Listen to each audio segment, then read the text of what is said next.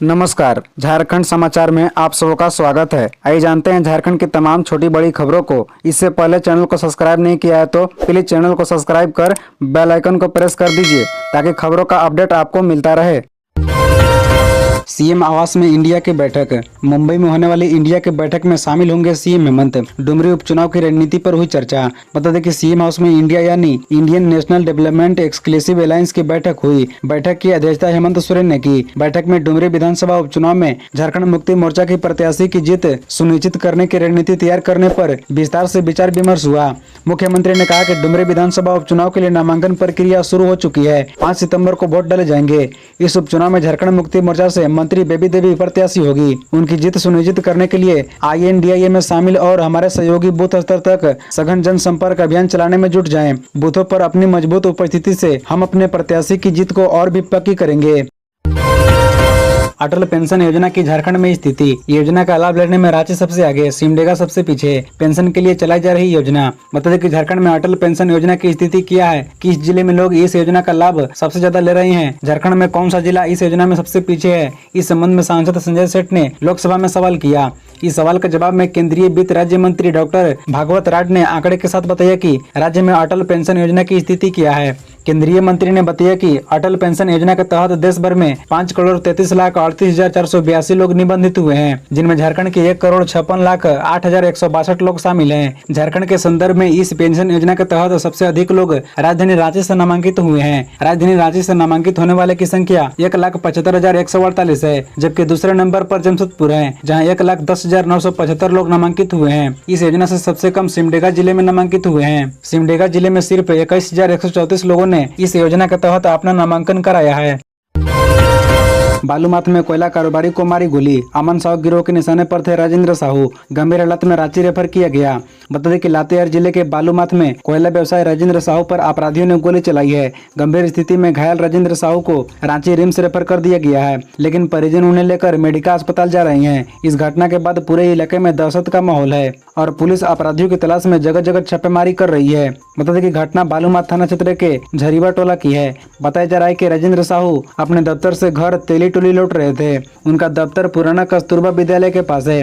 रास्ते में कुछ लोगों ने उन्हें रोका और उन पर गोली चला दी। गोली की आवाज सुनते ही लोग घटनास्थल की तरफ दौड़े तो अपराधी भी फरार हो गया। घटना की सूचना मिलते ही पुलिस मौके पर पहुंची। बता दें कि राजेंद्र साहू कोयला व्यापारी के साथ साथ पूर्व जिला परिषद के उपाध्यक्ष भी थे। राजनीति में भी उनकी गहरी पैठ थी। इलाके के लोगों में उनकी पहचान रही है। पहले भी उन्हें कई बार जान से मारने की धमकी मिली है। वो अमन साहू गिरोह के निशाने पर थे। बता दें कि सुरक्षा के लिहाज से उन्हें एक बॉडीगार्ड भी दिया गया था। हत्या के वक्त बॉडीगार्ड कहां था, इसकी जांच की जा रही है। धीरेन्द्र शास्त्री जल्द सुनेंगे झारखंडियों की अर्जी। विधायक डुलू महतो ने की बागेश्वर धाम सरकार से मुलाकात। बाबा को दिया निमंत्रण। बता दें कि बागेश्वर धाम सरकार के पीठाधीश्वर महाराज श्री धीरेन्द्र शास्त्री जल्द झारखंड आएंगे। बागमारा विधायक डुलू महतो ने उनसे मुलाकात की है और झारखंड आने का न्योता दिया है। महाराज धीरेन्द्र शास्त्री का यह दौरा कब होगा, इसे लेकर अब तक तारीख तय नहीं हुई है। हालांकि महाराज ने झारखंड दौरे के लिए हामी भर दी है। बता दें कि बागमारा विधायक डुलू महतो आध्यात्मिक यात्रा पर हैं। उज्जैन के महाकाल सरकार के दरबार 12 ज्योतिर्लिंगों में से एक महाकालेश्वर मंदिर, ओंकारेश्वर, ममलेश्वर के साथ साथ सूर्यमुखी हनुमान मंदिर में भी दर्शन किया है। इस यात्रा में विधायक के साथ उनके परिवार के सदस्य भी हैं। डुलू महतो ने पूरे कोयलांचल के सुख समृद्धि और खुशहाली बनी रहे, इसकी कामना की है। बता दें कि फोन पर बातचीत में विधायक डुलू महतो ने कहा कि हम जल्द ही बागेश्वर धाम सरकार के पीठाधीश्वर महाराज श्री धीरेन्द्र शास्त्री को झारखंड लेकर आएंगे। कार्यक्रम उनके विधानसभा क्षेत्र में होगा या कहीं, और इसे लेकर उन्होंने कहा कि अभी कई चीजें तय होना बाकी है। भाजपा नेता रामकुमार पाहन ने साधा हेमंत पर निशाना। सोरेन परिवार ने नाम बदलकर लूटी है जमीन। चोरों को बचना अब मुश्किल। बता दें कि हेमंत सोरेन ने राज्य के गरीबों आदिवासियों की जमीन लूटी है। इस लूट से उन्होंने अकुत संपत्ति बनाई है। राज्य में खनिज संसाधनों को लूटने की खुली छूट दे रखी है। शिबू सोरेन ने नाम बदल कर बड़े पैमाने पर गरीबों की जमीन लूटी है। जो ज्ञात हुआ है उसमें कहीं शिवा सोरेन तो कहीं बसंत प्रसाद सोरेन तो कहीं हेमंत कुमार सोरेन दर्ज है। बता दें कि यह आरोप भाजपा अनुसूचित जनजाति मोर्चे के प्रदेश प्रभारी एवं पूर्व विधायक रामकुमार पाहन ने प्रेस कॉन्फ्रेंस कर हेमंत सोरेन और उनके परिवार पर लगाए हैं।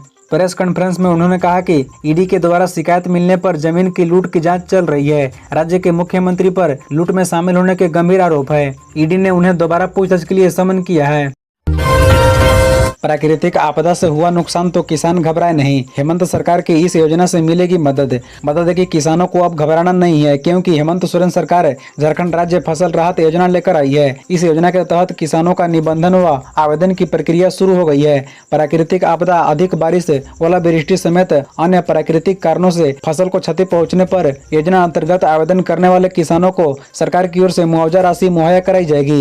योजना अंतर्गत किसान न्यूनतम 10 डिसमिल से लेकर अधिकतम 5 एकड़ तक की फसलों का आवेदन कर सकते हैं। बताते चले कि फसल राहत योजना झारखंड की महत्वाकांक्षी योजना है। झारखंड सरकार इस योजना को किसान वर्ग के ध्यान में रखते हुए वित्तीय वर्ष 2022-23 में शुरू किया है। योजना अंतर्गत खरीफ फसल की 2 फसलों धान व मकई आच्छादित किया गया है। योजना अंतर्गत 30 से 50% तक फसल क्षति होने पर आवेदक किसानों को प्रति एकड़ पर 3,000 रुपए तथा 50% से अधिक फसल क्षति होने पर प्रति एकड़ 4,000 रुपए सहायता राशि दी जाएगी। किसानों को अधिकतम 5 एकड़ तक फसल क्षति सहायता राशि दी जाएगी।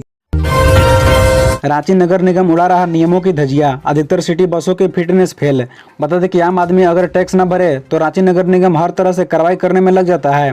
बकायेदारों को नोटिस भेजकर बकाये की वसूली करता है और दूसरी ओर निगम खुद नियमों को धज्जियां उड़ाने में लगा है। ऐसा कर नगर निगम आम लोगों की जान से खिलवाड़ कर रहा है। प्रभात खबर ने पड़ताल में पाया कि शहर में चल रही अधिकतर बसों का फिटनेस फेल होने के साथ साथ टैक्स भी फेल है। कुल 15 बसों की पड़ताल की गई, जिसमें से 4 बसों का फिटनेस फेल और 11 बसों का टैक्स फेल पाया गया। अन्य कागजात अपडेट मिले।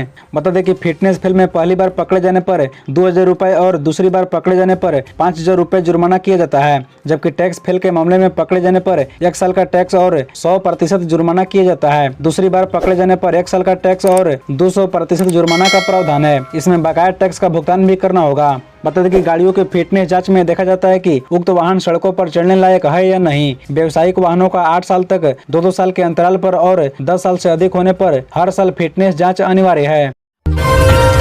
जमशेदपुर में 16 अगस्त से टॉक टू डीसी कार्यक्रम, जाने कौन से मामले सुने जाएंगे और कौन से नहीं। बता दें कि जमशेदपुर के उपायुक्त मंजूनाथ भजंत्री ने विशेष अभियान में अब तक की प्रगति की समीक्षा की। गत 14 जुलाई से 14 अगस्त तक छूटे हुए बच्चों का 100% जन्म प्रमाण पत्र निर्गत करने के आंकड़े देखे गए। जन्म एवं मृत्यु के पंजीकरण चल रहे अभियान के प्रगति का मूल्यांकन किया। वीडियो कॉन्फ्रेंसिंग के माध्यम से आयोजित बैठक में DC Manish Kumar, ADC Jaideep Tigga, civil surgeon doctor Jujhar Majhi, जिला सांख्यिकी पदाधिकारी अरुण द्विवेदी, सभी प्रखंड विकास पदाधिकारी, अंचल अधिकारी तथा अन्य संबंधित पदाधिकारी शामिल रहे। उपायुक्त ने प्रखंडवार जन्म एवं मृत्यु निबंधन में प्राप्त आवेदनों एवं उनके निष्पादन की गहन समीक्षा की गई। उपायुक्त ने उग्रवाद प्रभावित क्षेत्रों में मोबाइल टावर स्थापित करने के लिए भूमि चिन्हित करने को लेकर संबंधित अंचल अधिकारी के साथ समीक्षा बैठक की गई। संबंधित अंचल अधिकारियों ने अवगत कराया कि भूमि चिन्हित कर लिया गया है, आवश्यक कार्यवाही प्रक्रियाधीन है। उपायुक्त ने एडीसी को अग्रतर कार्रवाई करने के निर्देश दिए। स्वतंत्रता दिवस पर पारसनाथ ओझा को मिलेगा राष्ट्रपति पुलिस पदक। बता दें कि आतंकवाद विरोधी दस्ता रांची के पारसनाथ ओझा को विशिष्ट सेवा के लिए राष्ट्रपति पदक से नवाजा जाएगा। स्वतंत्रता दिवस पर झारखंड के मुख्यमंत्री हेमंत सोरेन उन्हें पदक प्रदान करेंगे। स्वतंत्रता दिवस के अमृत महोत्सव पर सराहनीय सेवा के लिए 35 पुलिस पदाधिकारियों को विशिष्ट सेवा के लिए राष्ट्रपति पुलिस पदक और 8 पुलिस पदाधिकारियों को वीरता के लिए राष्ट्रपति पुलिस पदक प्रदान किया जाएगा। केंद्रीय प्रतिनियुक्ति पर गए भारतीय पुलिस सेवा के अधिकारी साकेत कुमार सिंह समेत 35 पुलिस कर्मियों को सराहनीय सेवा के लिए पुलिस पदक दिया जाएगा। साकेत कुमार सिंह अभी पुलिस महानिरीक्षक हैं।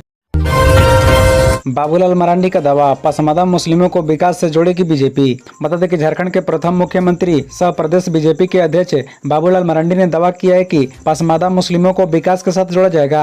बीजेपी नेता शनिवार को एक कार्यक्रम में कहा कि देश के प्रधानमंत्री नरेंद्र मोदी अल्पसंख्यकों, गरीबों, दलितों को ध्यान में रखकर योजनाएं बना रही है। मोदी सरकार की योजना का सबसे ज्यादा लाभ अल्पसंख्यकों को मिल रहा है। उन्होंने कहा कि झारखंड में बीजेपी की सरकार बनेगी तभी यहाँ के पसमादा मुस्लिमों का भी भला होगा। बता दें कि भारतीय जनता पार्टी प्रदेश अल्पसंख्यक मोर्चा की कार्य समिति की बैठक में कार्यकर्ताओं को संबोधित करते हुए भाजपा के प्रदेश अध्यक्ष बाबूलाल मरांडी ने कहा कि आजादी के बाद से पसमादा मुस्लिम समाज विकास से दूर है। आज भी यह समाज पिछड़ा है। इस समाज को विकास से जोड़ने के लिए देश के प्रधानमंत्री नरेंद्र मोदी पूरी तरह से कटिबद्ध हैं। सबका साथ, सबका विकास, सबका विश्वास को अंत्योदय भाजपा सरकार की प्राथमिकता है।